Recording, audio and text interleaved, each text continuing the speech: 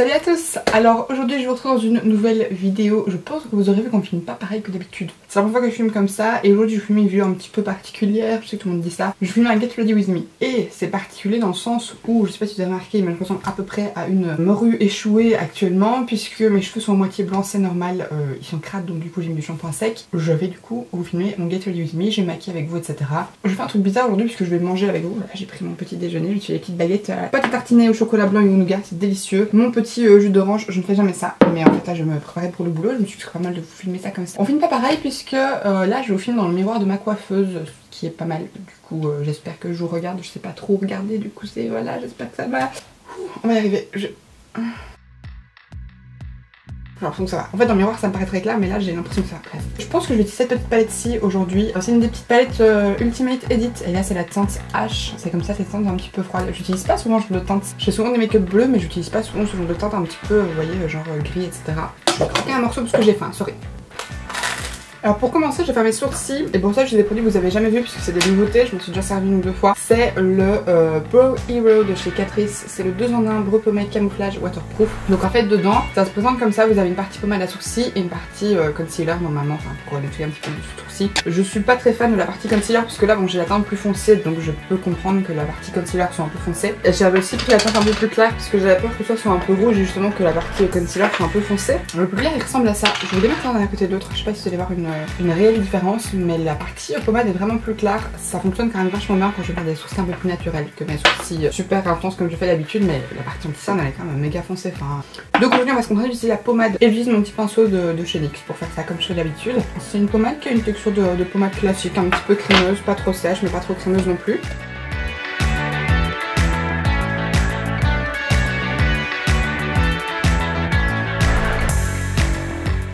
Ce que je vais faire ensuite c'est que je vais du coup nettoyer le dessous mes sourcils. Pour ça je vais utiliser ceci, c'est les nouveaux anti-cerne Can't Stop Won't Stop de chez NYX. J'ai pris une teinte très claire parce que j'ai pris la teinte 01 pâle. Du coup c'est genre presque blanc.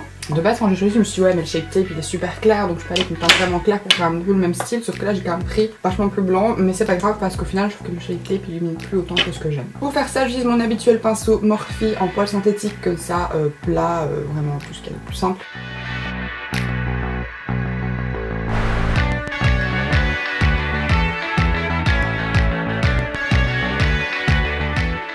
Maintenant que ça c'est fait, je viens appliquer ma base à paupières et là je crois que vous savez c'est la Profit de chez NYX que j'adore. Dans les palettes que j'ai envie d'utiliser aujourd'hui il n'y a pas de teinte chair mat, donc du coup je vais prendre ce petit fard-ci, c'est un des fards du calendrier de l'avant de chez NYX. C'est le Cookie Color et c'est du coup une teinte couleur chair mat comme je sais pas, je le répète. Avec un autre petit pinceau, j'allais dire de chez, oui ça c'est toujours un pinceau Morphe, c'est un petit pinceau un petit peu peintre comme ça vous savez un petit peu plus fin étiré sur le bout. Et je poudre en fait presque jusqu'au creux et cette base là ça colle et le temps que je poudre c'est catastrophique, ça colle de partout, c'est super dérangeant comme sensation. Donc du coup j'insiste vraiment bien au niveau du dessous du sourcil. Ensuite avec ce qui reste sur le pinceau je descends un petit peu et je pense que je vais reprendre le petit gris mat ici. Là c'est aussi pour ça que j'ai fort poudré parce que la teinte grise etc ça se fond toujours un petit peu moins bien je trouve, la teinte froide surtout sur ma peau à moi qui a des sous-tons jaunes. Et en maintenant je vais me reprendre un petit pinceau sur lequel il n'y a rien du tout, juste pour pouvoir un tout petit peu restomper de nouveau les bords histoire d'être sûr que ce soit le mieux fondu possible.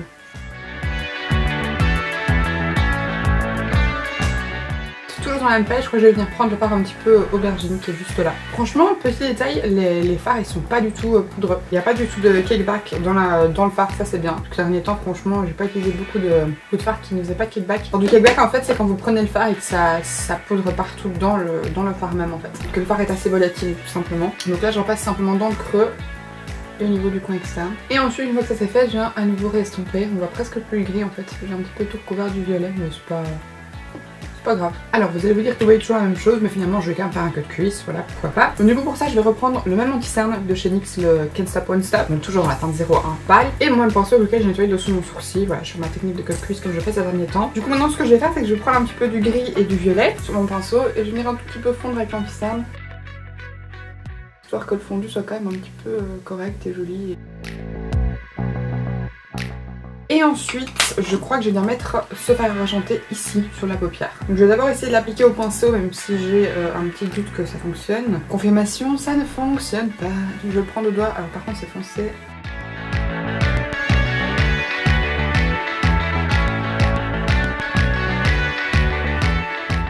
Maintenant je vais garder le même pinceau, le même fard, mais je vais juste un petit peu l'humidifier avec le spray fixateur de chez Makeup Revolution. Donc là c'est le Fixing Spray.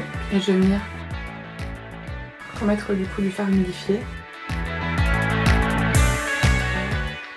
Et ensuite, comme je trouve que c'est quand même un petit peu foncé et que je veux pas d'un look aussi foncé, je vais prendre la fameuse palette H&M dont je vous parlais et le fard argenté qui est ici, qui est beaucoup plus clair et lumineux. Alors par contre, je pense qu'il s'appliquera pas très bien au pinceau, donc je vais le mettre directement au doigt.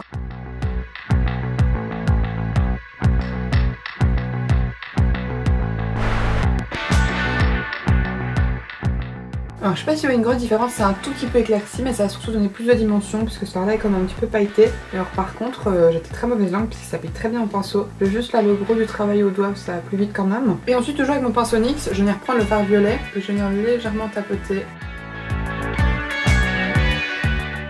au niveau de la jointure. Alors ensuite maintenant je vais passer au teint. Comme primer je vais en appliquer deux. Je vais commencer par le Control Shine and Prime de chez Sleek. C'est celui que j'utilise quasiment tous les jours parce qu'il faut que je le termine. Donc du coup le Vaseline je vais l'utiliser principalement au niveau de mon nez, du début de mes joues pour un petit peu flouter parce qu'elle fait aussi le grain de peau. Et légèrement entre mes sourcils, enfin les endroits où je veux un petit peu diminuer la texture et l'apparence de la peau simplement.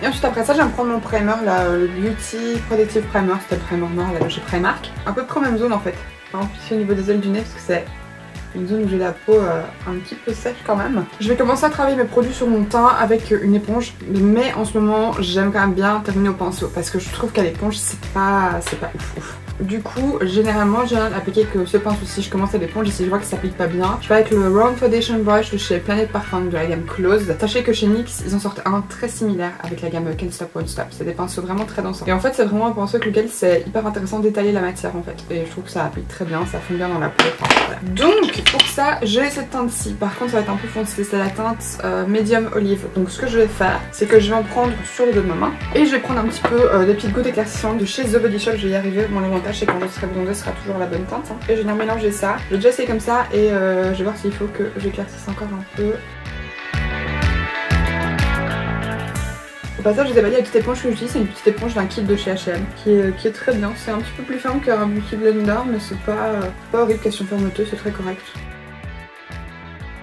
Ok, c'est quand même vachement couvrant, ce que vous avez vu, j'ai tapoté deux fois et mon bouton a disparu. Je vais quand même revenir légèrement avec une teinte plus claire au niveau de mon coin interne de mes cernes comme je suis d'habitude, mais sinon je trouve ça franchement très correct. Par contre si vous faites un look dans ce style-là au niveau de vos yeux, il faut vraiment bien camoufler votre cerne parce que du coup c'est le genre de teinte qui va faire vraiment ressortir les cernes. Et ensuite après ça je vais en prendre la teinte pâle et je vais en mettre hop juste un tout petit peu ici. Et je viens avec l'autre côté de mon éponge où il y a le moins de produits et je viens estomper. Ensuite pour poudrer mon teint, j'ai mis cette poudre-ci, c'est la poudre Translucent High Definition Invisible Powder de chez H&M. Je l'ai acheté pendant les soldes, j'ai envie de l'essayer, je me suis dit why not. Ouh putain il y en a partout. Bon, je vais du coup bien retendre le dessous de mes yeux et je vais l'appliquer avec un pinceau parce que j'ai pas envie que ça fonce complètement le dessous de mes cernes.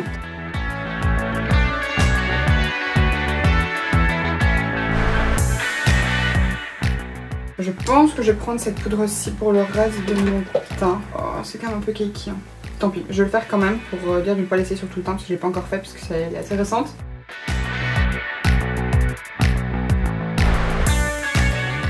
Il y a à nouveau cette odeur horrible de la plupart des poudres. Ça sent pas du tout le talc, ça sent... je sais pas ce que ça sent mais j'aime pas du tout cette odeur.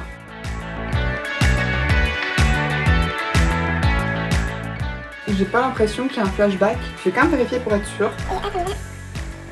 Et non, il y a zéro flashback. Ça c'est bien. Je vais terminer mes yeux, je pense. Du coup pour ma muqueuse, je vais utiliser ce crayon-ci. C'est un crayon de chez NYX, c'est le Slide and Glide on Definitely Turn On Waterproof Eye Pencil. J'ai déjà parlé, c'est la teinte Platinum, celui que j'utilise justement dans mon dernier tutoriel de Nouvel An avec les paillettes. Je vais mettre du coup dans ma muqueuse au niveau de mon ras de cils, comme j'ai l'habitude de le faire.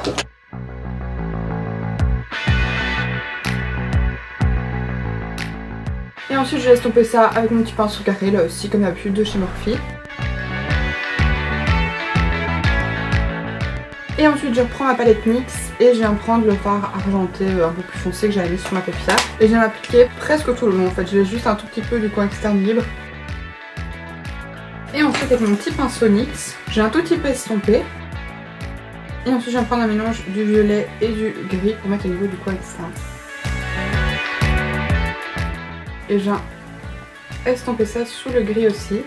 Et ensuite maintenant je vais faire le reste de mon teint avant de terminer les yeux. Et donc pour ça j'ai cette super jolie palette de chez H&M, c'est le même genre de packaging que les palettes pour les yeux. Sauf qu'en fait c'est une palette pour le teint, donc elle se présente comme ceci. Vous avez 6 teintes dedans qui sont super jolies. Et je prends la teinte la plus foncée ici dans le coin pour faire mon bronzer. Ça ressemble un petit peu au bronzer de chez Bershka, c'est pas tout à fait pareil mais c'est un petit peu similaire. Donc je viens de simplement réchauffer mon teint comme je le fais d'habitude, rien de nouveau là-dedans. C'est juste un tout petit peu moins pigmenté, donc l'avantage c'est que je peux en avoir un peu plus lourde. Alors normalement maintenant que je passerai plus avec des produits poudre sur le tour de mes sourcils, je vais les fixer avec un gel à sourcils qui vient de chez H&M aussi, c'est le Brow Perfector et moi j'ai la teinte Espresso. Alors je fais toujours ça vers la fin parce qu'en fait quand je mets ma poudre etc ça m'arrive que ça sonne dans mes sourcils et du coup quand je repasse avec le gel l'avantage c'est que ça se retire en fait. Et ensuite je vais venir prendre un mélange des deux teintes un petit peu de blush, donc de celle-ci et puis la teinte là qui est très lumineuse, donc je vais principalement prendre la teinte classique et juste un tout petit peu saupoudrer avec la teinte un peu lumineuse. Et je vais appliquer ça sur mes pommettes, par contre celui-là il est extrêmement pigmenté, j'avais oublié.